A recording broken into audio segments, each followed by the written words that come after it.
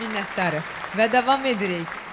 İlin keyfiyyətli boya istehsalçısı Fab Boya bu nominasiyanın qalibidir. Azərbaycanın inşaat sektorunun qabaqcıl şirkətlərindən biri olan Fab Boya və Kimya Sənayesi MMC 2001-ci ildən fəaliyyət göstərir. Şirkət fəaliyyətinə boya məhsulları istehsalı ilə başlayıb. Hazırda şirkətdə Fab boyaları fabriki, Fab polimerlər, PVA əsaslı yapışdırıcılar, akrilik bağlayıcılar fabriki, Fabkim keramika yapışdırıcıları fabriki, Hilfan plastik məhsullar fabriki, məhsulların keyfiyyətinə nəzarət edən və 6 laboratoriyanı özündə birləşdirən Fab Akademiyası fəaliyyət göstərir. Fab Boya və Kimya Sənayesi MMC 2004-cü ildə ISO 9001-2000 beynəlxalq sertifikatına layiq görülüb.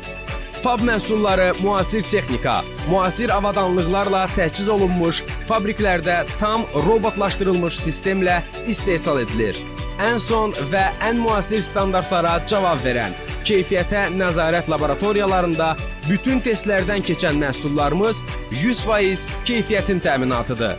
Fab Boya şirkəti olaraq sizinlə bərabər olmaqdan və sizə xidmət etməkdən hər zaman qürur duyuruq.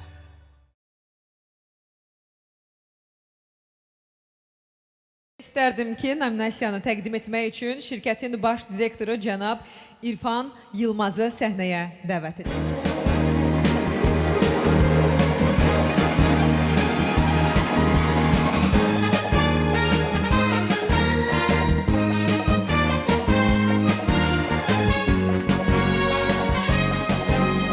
Sayın Büyükelçim, hürmetli katılımcılar, akşamınız hayırlı olsun.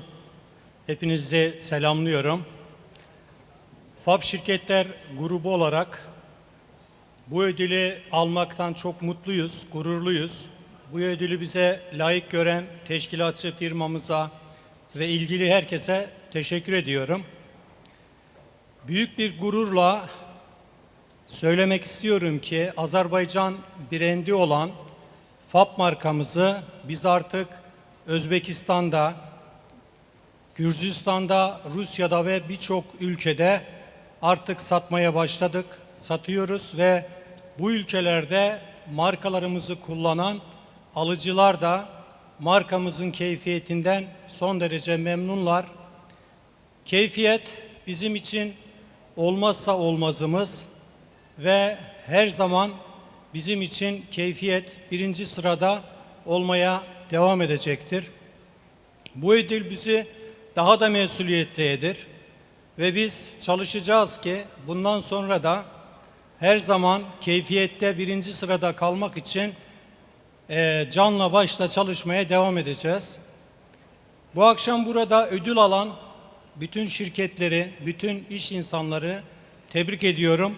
Onların da başarılarının daim olmasını diliyorum. Teşekkür ediyorum. İyi akşamlar diliyorum. Sağ olun.